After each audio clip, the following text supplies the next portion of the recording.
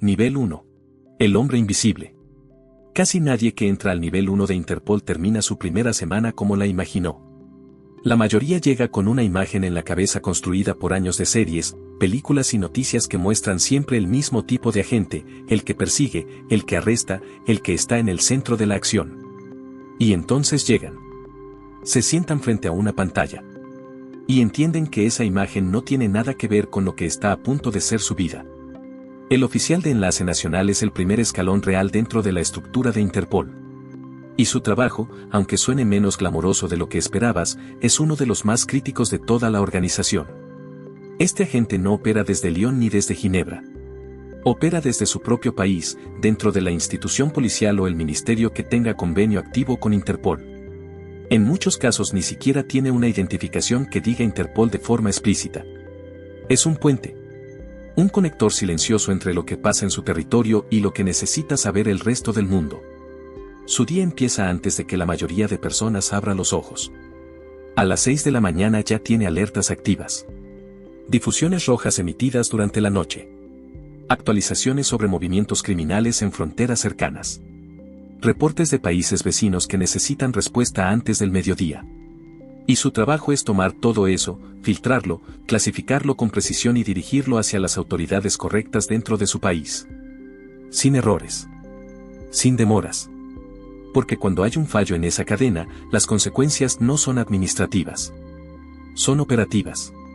Un sospechoso que cruza una frontera porque la alerta llegó tarde. Una red que desaparece porque el dato fue mal clasificado. Años de trabajo que se pierden por un error de coordinación que nadie verá en los titulares pero que alguien cargará en silencio para siempre.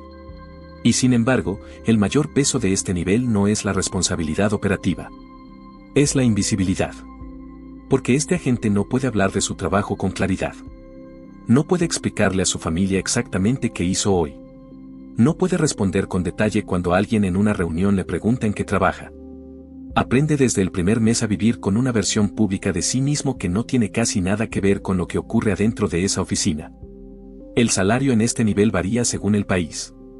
En naciones con economías medianas puede estar entre 800 y $500 al mes. En países de mayor desarrollo institucional puede acercarse a los 3.000. No es un número que justifique la presión. Pero nadie entra aquí por el dinero. Entran por lo que creen que viene después. Y ese es exactamente el problema. Porque muchos oficiales de enlace permanecen en este nivel entre 4 y 7 años antes de ver cualquier tipo de ascenso real. 4 a 7 años procesando datos, coordinando en silencio, cargando información que no pueden compartir, esperando una oportunidad que Interpol no entrega por ambición sino por confianza demostrada. Y la confianza se construye muy lento. Nivel 2. El que ve el mapa completo. Cuando llegas al nivel 2 algo cambia. No todo. Pero algo importante sí. En este nivel ya tienes acceso directo y más profundo a los sistemas internos de Interpol. Ya no solo recibes información filtrada desde arriba. Ahora puedes consultar bases de datos globales, cruzar registros entre países, identificar patrones de criminalidad que ningún sistema policial nacional puede ver por sí solo. Aquí es donde el trabajo empieza a parecerse, aunque sea un poco, a lo que imaginabas cuando decidiste entrar. Un especialista operativo en este nivel puede estar trabajando al mismo tiempo en casos de tráfico de personas en el sudeste asiático, lavado de dinero en paraísos fiscales europeos y redes de cibercrimen que operan desde múltiples continentes. No porque sea un superagente con habilidades extraordinarias, sino porque su función es ver el mapa completo cuando cada país solo puede ver su propio pedazo. Y cuando eso funciona, cuando los puntos se conectan y una operación coordinada en 3 países simultáneos termina con decenas de arrestos, ese momento es real. Ocurre. Y es poderoso. Pero entre ese momento y el siguiente puede haber meses de trabajo invisible, burocrático y agotador. Porque el nivel 2 tiene su propio precio oculto. Y ese precio se llama vida personal. A este nivel empiezan los viajes. Cortos, técnicos, sin glamour. Vuelas a Bruselas para una reunión de 2 días sobre protocolos de intercambio de información. Vas a Bangkok para coordinar con la Oficina Regional de Asia-Pacífico sobre un caso específico. Estás en Ciudad de México 72 horas para entregar un briefing a las autoridades locales. No son viajes de misión. Son viajes de coordinación. Pero lo que le hacen a tu vida personal es devastador de una forma silenciosa y lenta. Las relaciones empiezan a deteriorarse. No con una pelea grande. No con una ruptura cinematográfica. Con ausencias. Con imposibilidad de explicar exactamente dónde estuviste. Con la sensación constante de que tu mente está en otro lugar incluso cuando tu cuerpo está en casa. Más del 60% de los especialistas en este nivel reportan algún tipo de deterioro significativo en sus relaciones personales durante los primeros 3 años en el cargo. No porque sean malas personas, sino porque el trabajo los reclama enteros.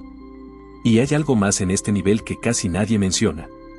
Los agentes en esta etapa empiezan a desarrollar lo que los psicólogos organizacionales llaman disociación funcional. Una capacidad entrenada, a veces inconsciente, de separar completamente lo que ven en pantalla de lo que sienten como personas. Porque si te permites sentir cada caso de tráfico humano, cada red de explotación, cada operación de narcotráfico que estudias en detalle profundo, te destruyes. Entonces aprendes a no sentir mientras trabajas. Y el problema es que después, cuando apagas la computadora, no siempre sabes cómo volver a encender esa parte. Nivel 3, donde el poder tiene un precio. En el nivel 3 el juego cambia completamente. Si en los niveles anteriores eras parte del sistema, aquí empiezas a mover partes del sistema. Ya no solo analizas ni coordinas desde afuera. Ahora lideras unidades especializadas. Tienes un equipo. Tienes autoridad real. Y tienes una responsabilidad que ningún manual describe con precisión. Los coordinadores de operaciones en este nivel generalmente se especializan en una de las grandes áreas del crimen global. Crimen organizado transnacional. Cibercrimen. Tráfico de personas. Terrorismo y extremismo. Crimen financiero. Y dentro de esa especialidad construyen con los años un conocimiento que se vuelve casi enciclopédico. Un coordinador de la unidad de cibercrimen conoce en detalle los métodos operativos de grupos que actúan desde Europa del Este hacia Central y América Latina al mismo tiempo. Sabe cómo se mueve el dinero entre esas redes. Sabe cómo se comunican. Sabe qué errores cometen y cuáles no. Tiene contactos directos en Europol, en agencias de inteligencia de más de una docena de países, en divisiones especializadas de la FBI. Es, en muchos sentidos, una de las personas mejor informadas del planeta dentro de su área específica. Y ese conocimiento tiene un costo que en este nivel ya no es opcional sino obligatorio. El anonimato se vuelve protocolo. Nada de redes sociales con nombre real. Nada de fotos en lugares identificables. Nada de mencionar el cargo específico ni la unidad en la que trabajas. En algunos casos los funcionarios deben registrar domicilios alternativos y comunicar cambios de residencia con anticipación al Departamento de Seguridad Interna. No es paranoia. Es protocolo. Porque en este nivel los criminales que investigas saben que existes. No siempre saben tu nombre. Pero saben que hay alguien coordinando las operaciones contra ellos. Y eso te convierte, aunque nunca hayas disparado un arma en tu vida, en un objetivo. Hay un caso documentado aunque sin nombres públicos de un coordinador de operaciones antinarcóticos que recibió durante 8 meses mensajes encriptados en su correo institucional. No eran amenazas directas. Eran algo peor. Información personal. Detalles de su rutina. Nombres de familiares. La dirección del colegio de sus hijos. Una demostración silenciosa de que alguien en algún lugar lo estaba mirando. El coordinador fue reubicado. Su familia cambió de ciudad. Y él continuó trabajando. Pero la amenaza en el nivel 3 no viene solo de afuera. Viene también de algo que nadie anticipa cuando sueña con este trabajo. La política. Cuando coordinas operaciones que involucran múltiples países inevitablemente chocas con los intereses nacionales. Hay países que cooperan hasta cierto punto y después frenan. Hay gobiernos con compromisos formales con Interpol que en la práctica protegen ciertas redes criminales porque les conviene políticamente. Hay casos donde la información que tienes podría hundir a figuras públicas de países aliados. Y entonces aprendes algo que destruye parte de lo que te motivó a entrar. Que la justicia internacional no es una línea recta. Es un laberinto político donde a veces tienes que negociar qué parte de la verdad se persigue y cuál se archiva temporalmente por razones que van mucho más allá del crimen. Eso cambia a las personas. No de forma visible. Pero por dentro. El cinismo crece. La ingenuidad desaparece para siempre. Nivel 4. El jugador en la sombra. Pocos llegan al nivel 4. No porque el sistema lo impida activamente, sino porque el camino filtra solo. Los años de presión, anonimato, sacrificio personal y exposición constante hacen que muchos elijan salir antes. Se van al sector privado, a consultoras de seguridad internacional, a gobiernos nacionales. Se llevan un conocimiento que no tiene precio y una discreción que tampoco. Los que se quedan y llegan aquí tienen una característica común que no aparece en ningún perfil oficial. Han aprendido a existir en dos mundos al mismo tiempo. En público son funcionarios internacionales. Personas de traje, reuniones en Naciones Unidas, presentaciones ante comités de seguridad del G20. Tienen el lenguaje diplomático perfeccionado.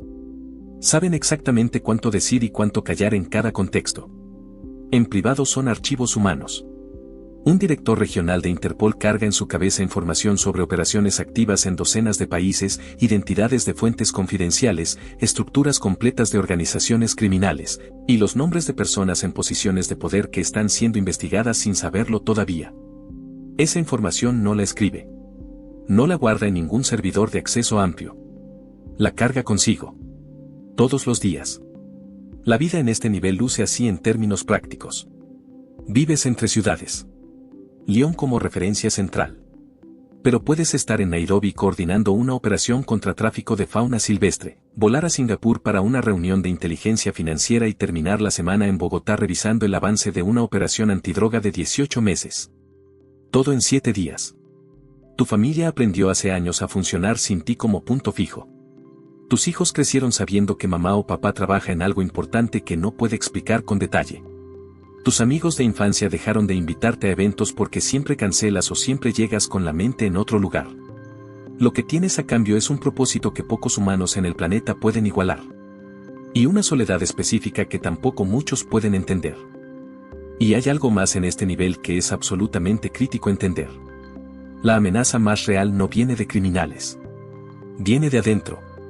Las disputas internas en organizaciones del nivel de Interpol son reales, intensas y a veces más peligrosas profesionalmente que cualquier amenaza externa. Hay bloques de poder entre países miembros. Hay agendas políticas moviéndose dentro de los comités. Hay personas que llevan décadas construyendo influencia interna y no la cederán fácilmente. Para sobrevivir aquí no solo necesitas ser el mejor en tu campo. Necesitas saber leer el poder. Saber cuándo aliarte, cuándo mantenerte neutral y cuándo, en casos extremos, documentar todo antes de que alguien reescriba la historia. Eso no lo enseña ninguna academia policial. Lo enseña el tiempo. Y las cicatrices. Nivel 5. El peso del mapa completo. Hay exactamente una persona en la cima de Interpol. El secretario general.